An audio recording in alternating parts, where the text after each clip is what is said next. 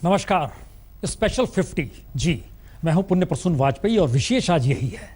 बीते 23 बरस से हिंदुस्तान का हर नागरिक दाऊद को उसके गुनाहों की सजा पाते हुए देखना चाहता है। इसकी कोशिश बहुत बार हुई लेकिन नाकामी ही मिली। लेकिन इस बार सरकार ने दाऊद इब्राहिम को पकड़ने की मुकम्मल इंतजाम करने का दावा किया है और इसके लिए अलग अलग सुरक्षा, खुफिया और आर्थिक महकमों के तकरीबन 50 काबिल अफसरों की एक टीम बनाई है। स्पेशल 50।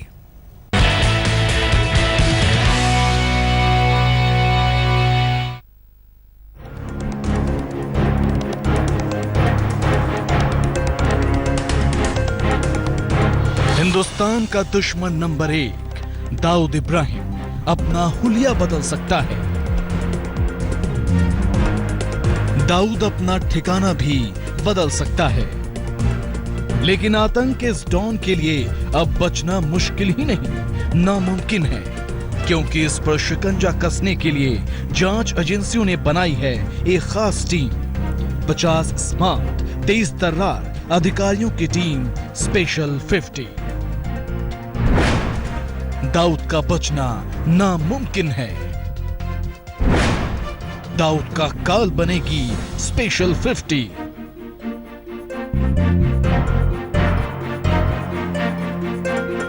खुफिया एजेंसी के माध्यम से कोई भी कार्रवाई होता है या कोई भी एक टास्क फोर्स बनाता है तो उसको चर्चा करना ठीक नहीं होता है, क्योंकि चर्चा करने से जो मकसद है उसके लिए नुकसानदायक होगा।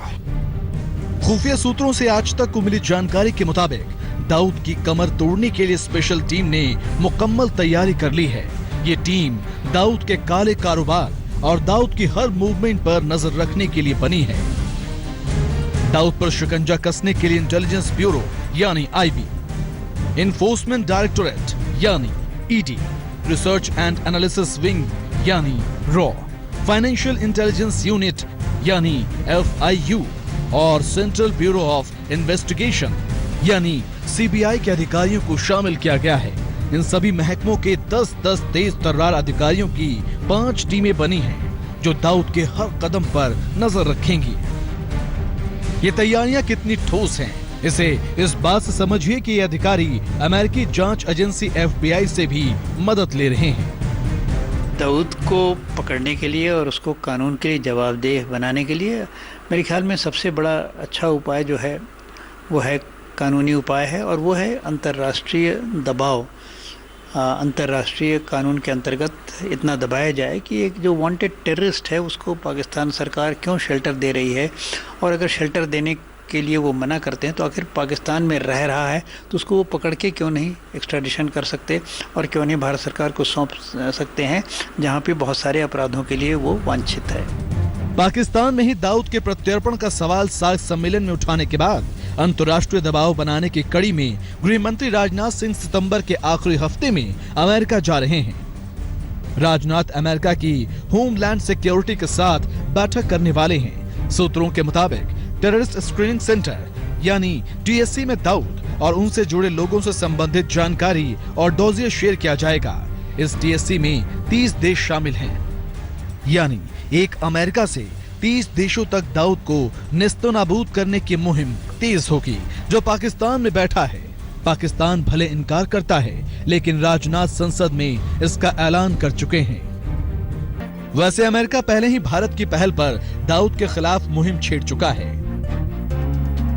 अमेरिका ने दाऊद को आपराधिक नेटवर्क वाली सूची में शामिल किया है। दाऊद के भाइयों अनीस और मूसा पर अमेरिका में पूरी तरह पाबंदी है और उसकी हर आर्थिक लेन देन पर रोक। दाऊद के खिलाफ भारत की इस लड़ाई में समर्थन की बात अमेरिका बार बार करता है। अभी बलूचिस्तान और पाकिस्तान कब्जे वाले कश्मीर ने ही पाकिस्तान का चैन उड़ाया था। अब दाऊद का डरावना ख्वाब उसकी रातों की नींद उड़ा देगी। इस समय कराची में रह रहे अंडरवर्ल्ड डॉन दाऊद इब्राहिम जब एक जगह से दूसरी जगह जाता है तो बुलेट प्रूफ गाड़ियों में छुपता फिरता है, पर जांच एजेंसियों की नजर उसके ऊपर है और स्पेशल 50 जो टीम है वो उसकी हर एक गतिविधि पर नजर रखे हुए है। सूत्र बताते हैं कि स्पेशल 50 टीम की मदद एफबीआई भी कर रही है। आने वाले समय में गृह मंत्री राजनाथ सिंह अमेरिका जाएंगे और वहां पर होमलैंड सिक्योरिटी के साथ मीटिंग कर इन आतंकियों की एक लिस्ट देंगे जिसमें दाऊद इब्राहिम का नाम सबसे ऊपर होगा। दिल्ली से कैमरामैन राकेश कुमार के साथ जितेंद्र सिंह, आज तक। बहुत पहले चाणक्य ने एक नीति दी थी कि दुश्मन को खत्म करने के लिए किनारे से हमला करना चाहिए, सीधे बीच में नहीं। यही बात दरअसल शिवाजी भी कहा करते थे, लेकिन लगता है सरकार दाऊद को जिंदा या मुर्दा पकड़ने के लिए उसी पॉलिसी को अपनाने जा रही है। इसीलिए स्पेशल 50 की पहली कोशिश दाऊद के उन 11 राजदारों की गर्दन पकड़ने की है जो दाऊद के काले कारोबार की रीढ़ है।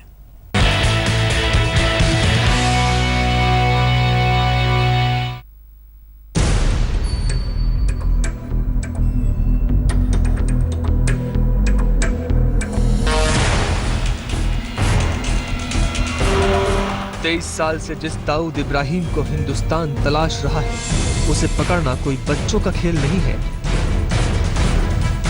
अपने चारों तरफ उसने पाकिस्तानी सुरक्षा और खुफिया व्यवस्था का ऐसा जाल खड़ा कर रखा है जिसे तोड़ना हिंदुस्तान के लिए बड़ी चुनौती है। और भी तरीके हैं, अंडरकवर ऑपरेशंस है, उसके द्वारा भी उन दाऊद के खिलाफ कार्रवाई की जा सकती है। और मैं समझता हूँ सरकार उस दिशा में चिंतन कर रही होगी, उसमें मुझे कुछ कहने की आवश्यकता नहीं है। आज तक को मिली एक्सक्लूसिव जानकारी के मुताबिक टीम इंडिया की स्पेशल 50 दाऊद को पकड़ने के लिए पहले उसके 11 करीबी राजदारों पर शिकंजा कसेगी। पहला नाम जावेद भाई का है, जो विदेशों से आने वाले फोन को अटेंड करता है। दूसरा नाम तारिक का है, जो दुबई में छोटा शकील के संपर्क में रहकर दाऊद के लिए काम करता है। तीसरा नाम जावेद चुटानी का है, जो पाकिस्तान और दुबई दोनों जगहों पर रहता है और कराची में वो दाऊद का पड़ोसी है।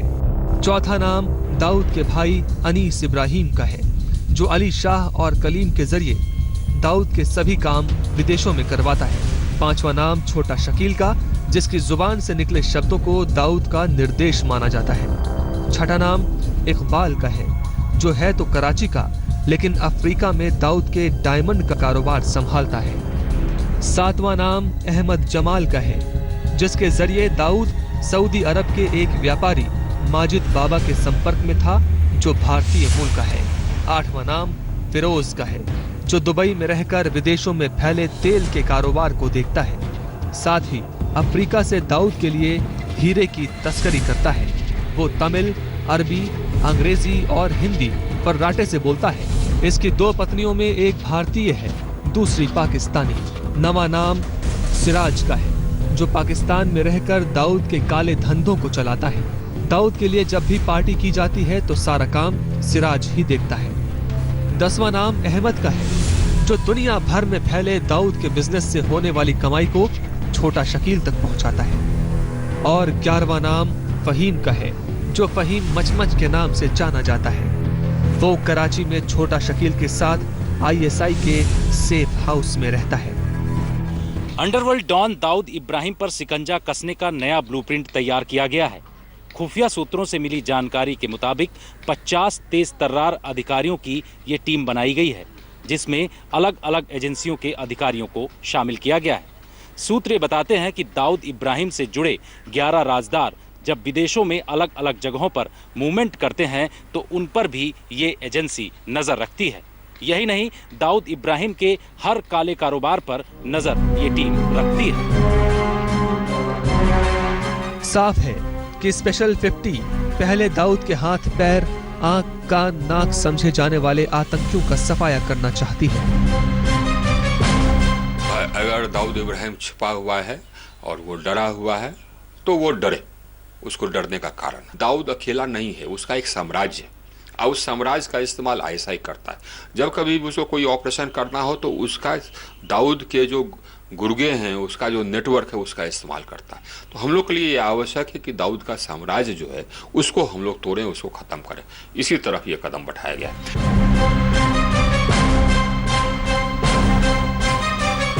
आज तक को मिली जानकारी के मुताबिक स्पेशल 50 की 5 टीमें दाऊद गैंग की 7 कंपनियों पर भी नजर रखेंगी जो दुबई में हैं। दाऊद की ये 7 कंपनियां हैं। Oasis oil and lube LCC Dubai, Al Noor diamonds Dubai, Oasis power LCC Dubai, dolphin construction Dubai, airlines निवेश, किंग वीडियो दुबई और मोइन गारमेंट्स दुबई। वैसे तो दाऊद का काला कारोबार दुनिया के कई देशों में फैला है, लेकिन दुबई ही उसका सबसे बड़ा सेक्टर है। स्पेशल 50 तो अब बना है, जबकि प्रधानमंत्री नरेंद्र मोदी पिछले साल ही अपनी दुबई यात्रा के दौरान दाऊद पर वहां की सरकार से बात कर चुके थे। आतंकवाद के खिलाफ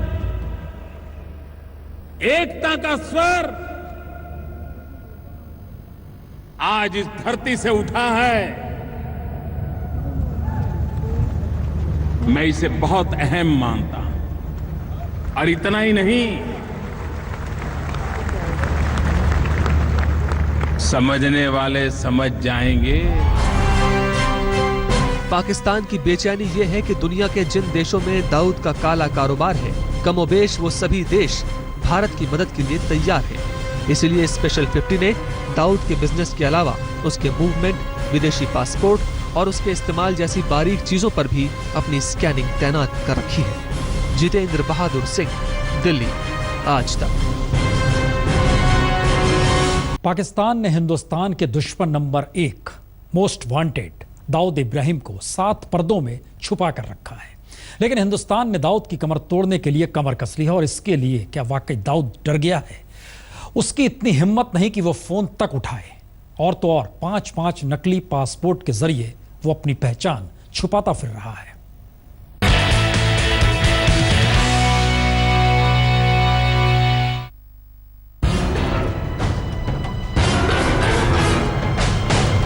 दाऊद को भी ये पता है कि अब कितने बुरे दिन आने वाले हैं। इसलिए कराची में अगर हवा भी बदल जाए तो उसका डर बढ़ जाता है। खुफिया सूत्रों के मुताबिक भारतीय जांच एजेंसियों के डर से दाऊद इस वक्त फोन पर बात नहीं करता, बल्कि उसकी जगह उसकी पत्नी महजबीन शेख ही बात करती है। खास बात यह कि दाऊद कराची में शेख हनीफ मर्चेंट के नाम से जाना जाता है, लेकिन उसने पासपोर्ट तो कई नामों से बना रखे हैं, जिसमें पासपोर्ट नंबर A717288 पर वो मोहम्मद इस्माइल अब्दुल रहमान शेख के नाम से चलता है।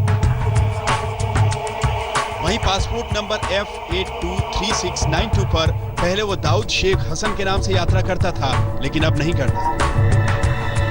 पासपोर्ट नंबर G866537 पर वो शेख हसन बनकर विदेश आता जाता है, जबकि पासपोर्ट नंबर C267185 पर वो शेख दाऊद हसन बनकर घूमता है, जबकि KC285901 वाले पासपोर्ट नंबर पर उसका नाम शेख इब्राहिम। लेकिन अब दाऊद को डर लग रहा है कि तमाम नकली पासपोर्ट भी उसे बचा नहीं सकते, इसीलिए वो अपने परिवार के साथ बुलेट प्रूफ कार में निकलता है। अंडरवर्ल्ड डॉन दाऊद इब्राहिम क्या बीमारी के कारण लाचार है, या फिर भारतीय जांच एजेंसियों के शिकंजा कसने के चलते वह डर गया है? खुफिया सूत्रों से मिली जानकारी के मुताबिक डॉन दाऊद इब्राहिम न तो कराची में इधर उधर मूवमेंट करता है और न ही विदेशों में कहीं जाता है। सूत्र बताते हैं कि जो भी फोन कॉल्स उसके घर में इस वक्त आते हैं, उसकी पत्नी महजबीन शेख उस फोन कॉल्स को अटेंड करती है और जो भी संदेश देना होता है उसके जरिए डॉन दाऊद इब्राहिम तक पहुंचता है। दिल्ली से कैमरामैन राकेश कुमार के साथ जितेंद्र सिंह, आज तक। तो स्पेशल 50 यानी विशेष में इतना ही। छोटा सा ब्रेक के बाद कुछ और खबरें।